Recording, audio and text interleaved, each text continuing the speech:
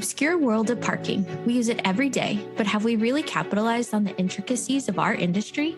In this podcast, the Parking Network will go behind the scenes and talk to industry professionals about all things parking, from the horizon of evolving technology and even stories of the old days. We hope to encourage and inspire operators and property managers alike to look at parking through a new lens. Hello, and welcome to the Our Parking Industry Podcast. On today's episode, Clyde Wilson talks with Dale Denda from the Parking Market Research Company. Dale has over 30 years of experience in the industry, specializing in research. In this episode, Clyde and Dale discuss various topics about revitalizing urban spaces, including infrastructure, demographic shifts, urban mobility, suburban transition, and the urban residential evolution. We hope you enjoy the episode. Okay, so Dale, welcome to our podcast. We're going to start with the infrastructure side of our industry, and that you're heavily involved in. So can you kind of answer the question of where you see now infrastructure development kind of on a bigger scale, and then we'll narrow it down. I'm taking the question, of course, we're market research firm. Right. We do some operations type research, but in terms of market tracking, we're talking about, when we talk about infrastructure, we're talking about the multi-level parking garage in its various forms. This would be public and private. Of course, we have upwards of 7 sub-markets, and the private side being office and hotel, residential, mixed use, right, major venue, small event, and so forth in large event. And then you have the institution markets. You have the municipalities. You have which is on the public side, but you have the airport, the higher ed, educational schooling system, and you have medical and all. Right. So of those different venues that you just talked about, it's interesting that you covered such a big area there.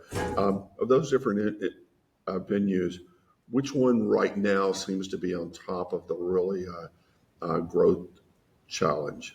We're recovering from, obviously, here in early first quarter of 2024, we're still in a recovery mode from the self-inflicted damage done to our national economy with the COVID shutdown. Right. On top of that, we have a financial and funding issue. We have high cost of money. So we have a disorganized picture at the moment. It's very difficult to talk about a leading sector. Because they've all been impacted, right? They've all been impacted. Everything dropped significantly. But the real story is going forward. Everything is showing light signs of recovery. And that, I think, is really the story. And that's not just a 9-month ahead perspective. The programming and planning of these projects is easily in a 2 and 3 year period. And we see, in that 36-month forward period, we see projects that are in the incipient stage going into design and so forth. Not as many as we want, but we do see them. Right. All of the different markets have been impacted by the downturn in the number of people. The one market that I can relate the most to would be the downtown office market. But that downturn has affected almost all the markets, but the downtown office market is the one that I think has been impacted for a little longer term and the most. And I read all kinds of information about what they're going to do, and I've just read some recently. Where do you think that market is? It feels like it is now, and where is it headed? The downtown office market and the near close and suburb office market, right, and so forth are a fraction of what they were in 2018, 2019, and coming into 2020. Okay, that it just in office, occupied office space. Right. So you've gone to sort of the low end of the recovery scale, and that is in fact the so-called Class A office. Now, that said, are we seeing Class A office in a mixed-use context? Yes. Right. Are we seeing projects, can we point to projects over 150,000 square feet of office? Yes. Very few, though. But Very few. right. So what do you think then? I've read a lot recently about the older office buildings downtown and then taking them into renovating them.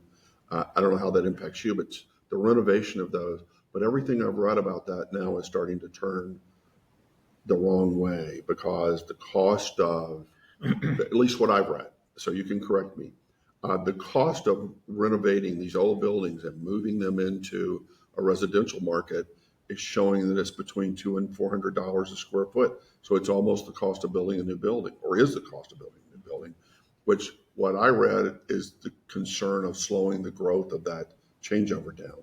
But you may have a totally different and better picture of it. Well, I mean, first of all, it's hard to generalize. We have dozens of local MSA metropolitan markets, obviously, in this country.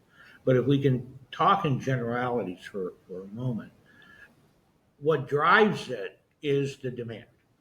Right. Okay.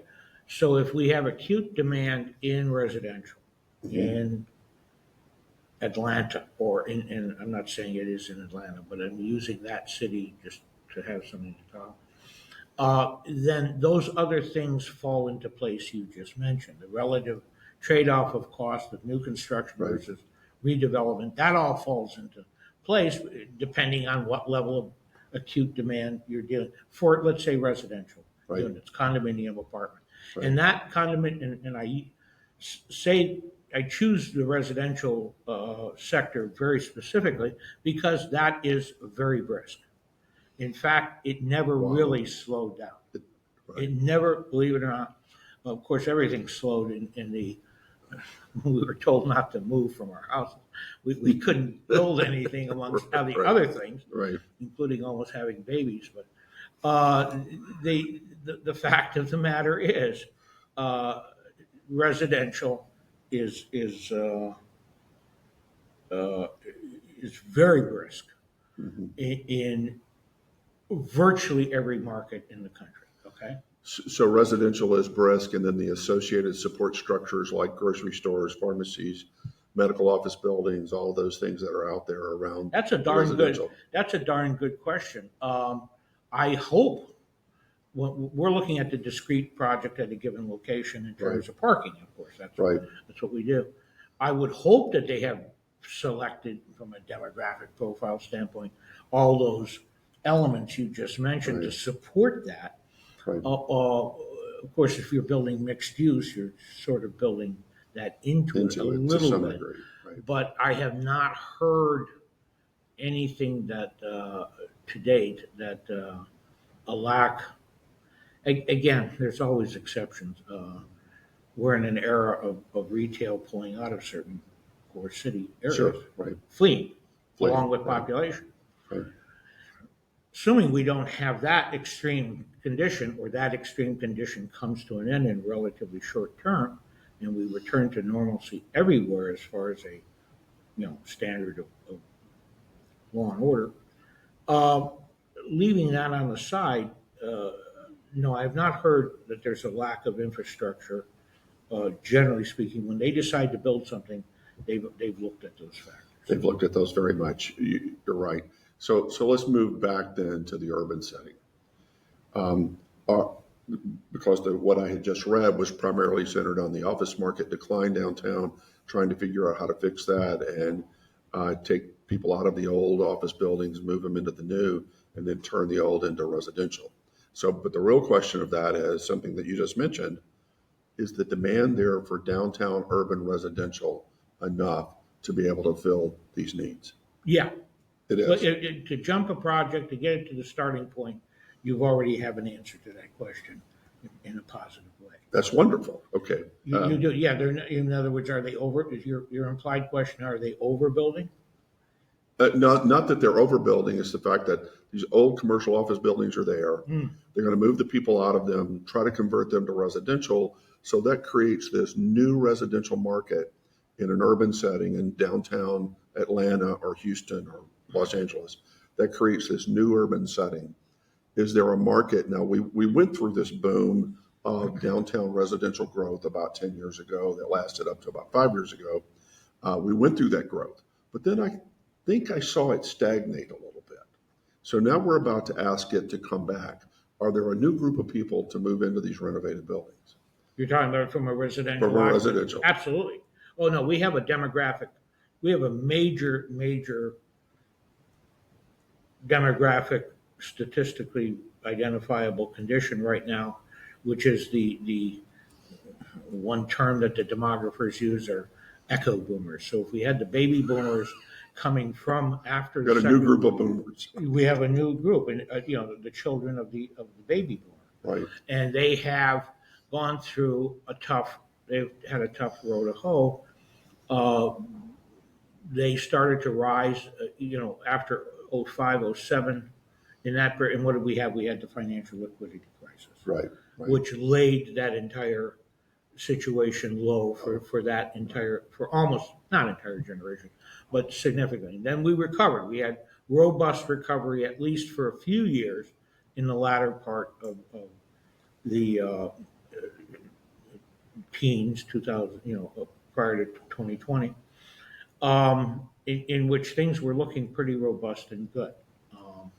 But yeah, that generation is now, and the word maturing is exactly appropriate from a income earning standpoint and from a household creation standpoint. It's really the household creation, in however you define that, that drives this residential demand. The household creation of two people deciding that this is their life together. Okay, so this brings up then interesting information for the parking people that we tend to address often. So this then seems to me to be an underlying reevaluation or revolution of the use of downtown space, so that as one part declines, another starts to pick it up. And is that what we're going to see? We see your adaptive reuse, which is what Right. you're talking about. Right. I think, Clyde, at the margins, we see new build much more than we see adaptive reuse. Or do you at really? The moment? But I wonder if the New construction. But the adaptive, yeah. So the new construction was probably in the plans at about the time COVID hit. So it's continuing this relook now at a loss of office space and trying to do the adaptive reuse part, maybe coming along strong. My impression is first of all, we have seen that adaptive reuse, no question. My general impression, we're dealing with a tremendous inventory here. We're dealing with It's a big inventory. Locations, a lot of. So I suspect we're actually at the early stage of that adaptive reuse phase of meeting demand. Again, back in the residential sector. Right. So this may mean then that there are some changes about to happen in downtown residential or downtown urban environment, the urban parking environment, the urban mobility environment, that are kind of different from what I've been saying that wasn't going to happen. If you move another growth in residential downtown, it may change the mobility of how these people use the downtown and move around. And I wasn't really expecting that to happen, but I can see now that it very possibly could. Even though we were told that when the last increase in downtown residential was going to change mobility, it really turned out that it didn't. Okay, look, once again, we have the conditions and you're on the right track in looking at for indicators. But once again, we have to look up in the environment, the larger environment we're operating in. We have to realize that between 1980 and let's pick the year 2015, let's pick the year 2019, the U.S. population increased 48%. Wow. 48%. That's huge. Between what years? 1980 and 20, let's say 2019. No, 2019. Mm-hmm. I had no idea it increased that much. That's a And tremendous, so we've got not only the because the boom- baby boomers were doing their job. Right? well, the replacement number, not only, it's not we haven't gone back to 9 children families here. Not by any means. We're at 1.1 replacement or something, according to demographers. But no, we've got immigration, and we've got Right. we've got a flowering of new arrivals in this country. Right. That is expanding the population base.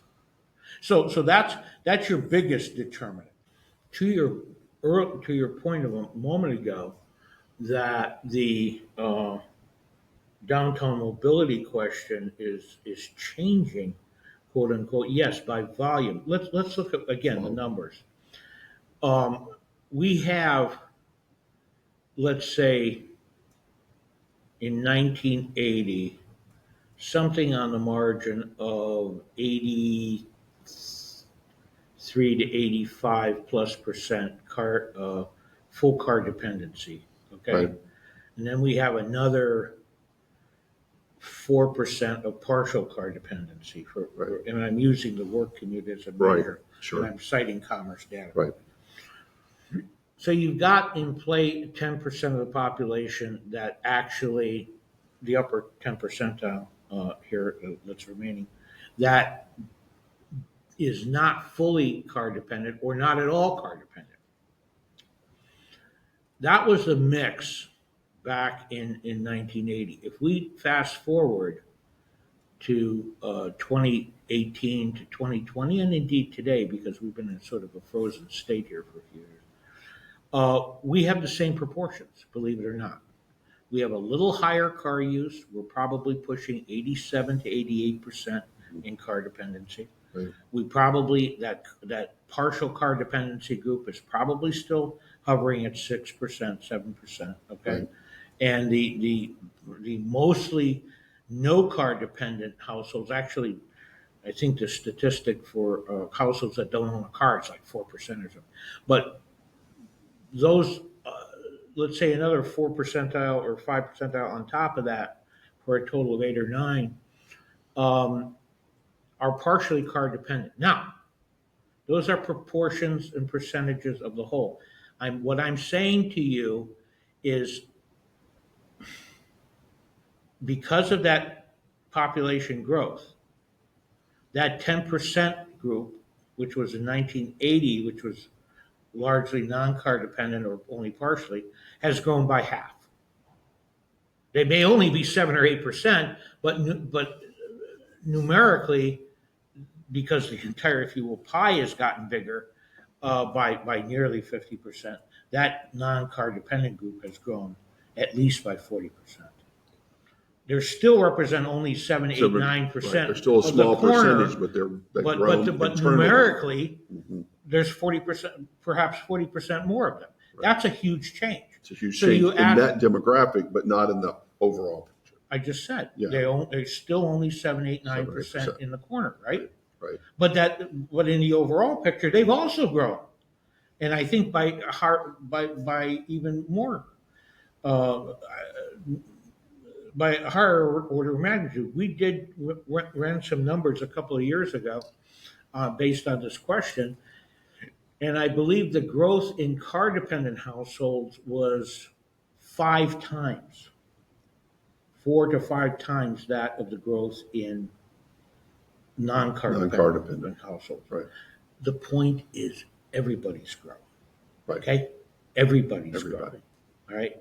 And the remarkable thing is, the structural percentages are very, very recognizable and similar to what we saw, let's say, in the late 70s or early 80s. Okay?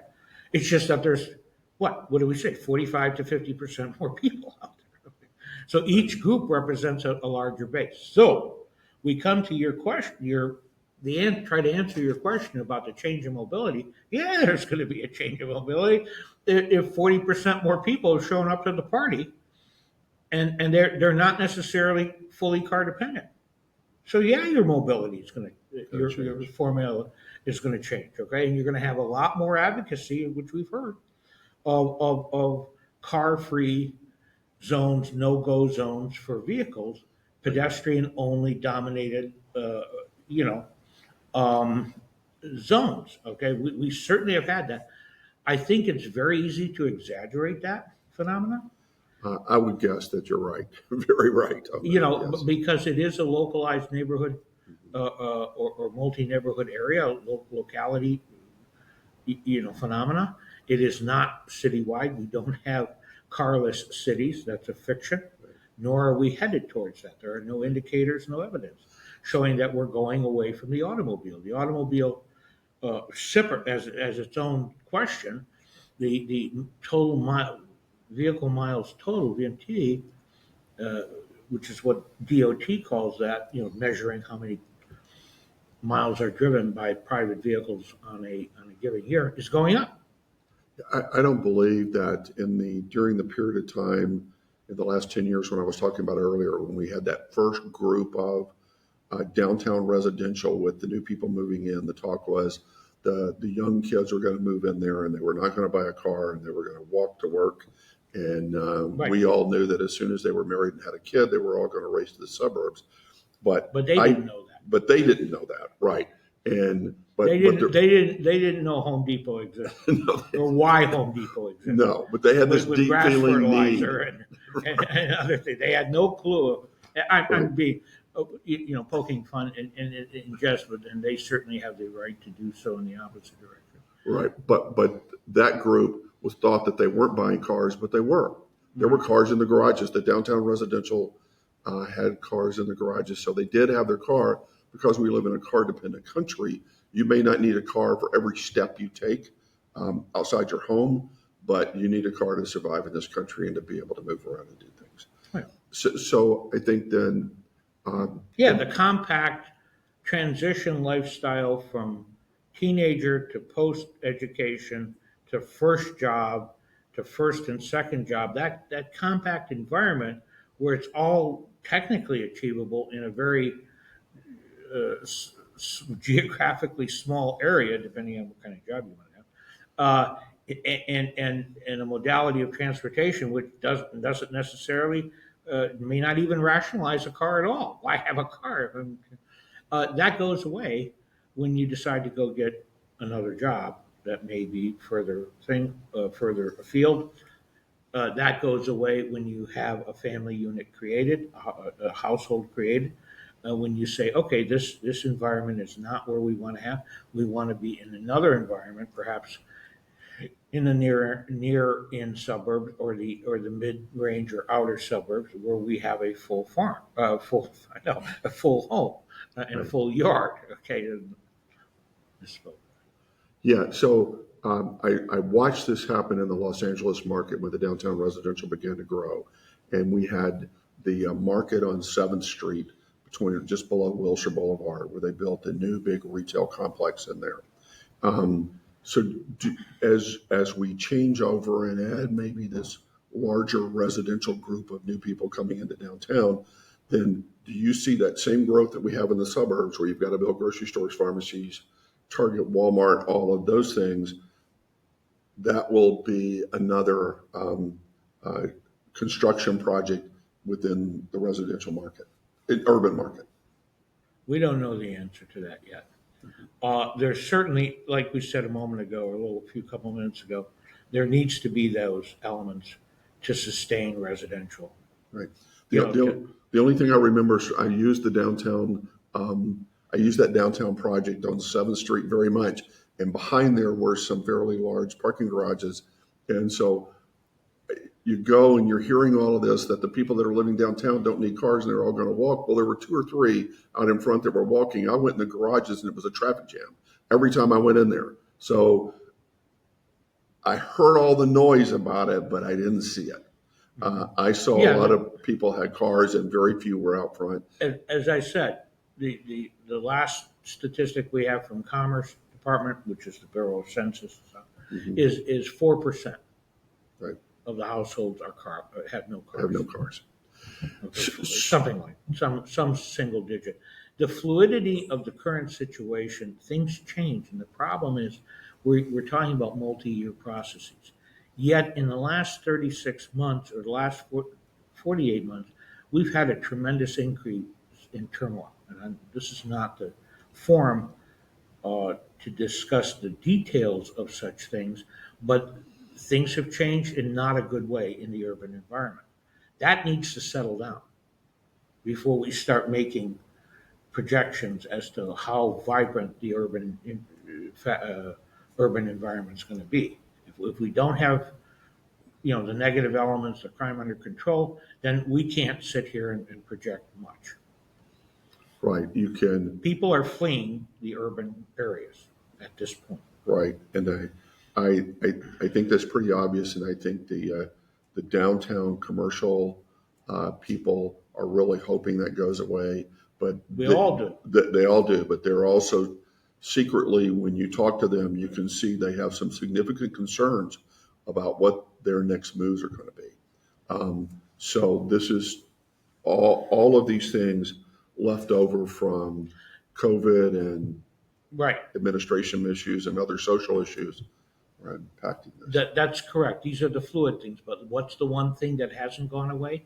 The rising demographic demand. That's going to play out somewhere. Right. It's going to play out, and there's an immediate need. That's why we've had an absolute distinct dominance of the submarket of residential units in the U.S. construction market for well over a decade. Right. That one single submarket has been distinctly prominent for years, including the downturn after what was it, 08?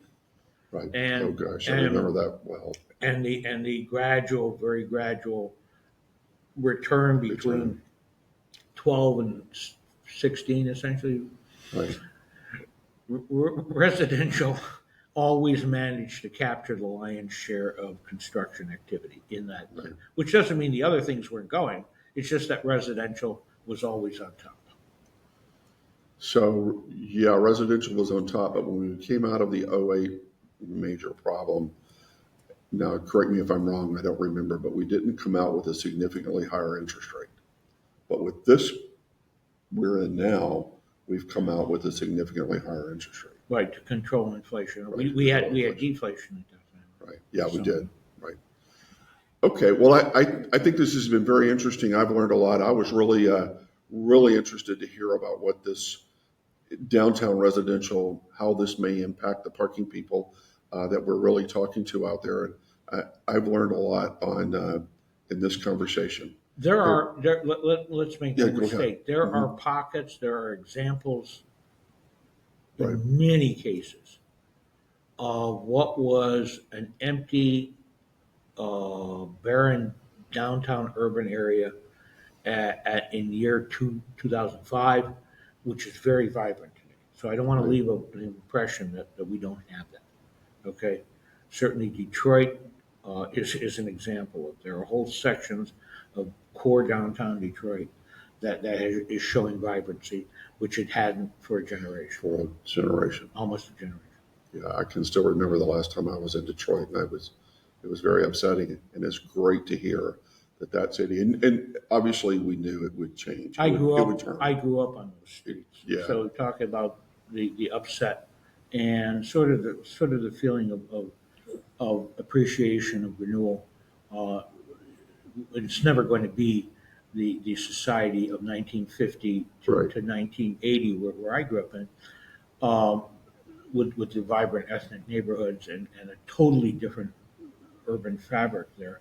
But in fact, we're moving away from the desolation that we saw that was allowed to spawn and grow in starting in the 80s. Well, that is certainly good news, and it's always wonderful to know that Detroit is headed down the path of making its changes. So it'll be great to see, at least in part, and if it starts in part, it will continue. It'll continue down the path and become a totally new city from what it was before. So I think we're at a point that we want to move on to the next conversation, and we'll end this one. This was certainly an interesting conversation. I learned a lot from it, and I hope everybody did. We hope you enjoyed the Revitalizing Urban Spaces discussion with Clyde Wilson and Dale Denda today. We'll see you next time. To quote one of the greatest business minds of our time, Charles Munger, he said, "The best thing a human can do is help another human being know more." Here on our Parking Industry Podcast, we want to provide knowledge and resources. If you heard something that sparked your curiosity in today's episode, please reach out on our socials at TPN Consulting. You can find us on LinkedIn, Facebook, YouTube, and Instagram. Don't forget to subscribe and follow. See you next time on Our Parking Industry.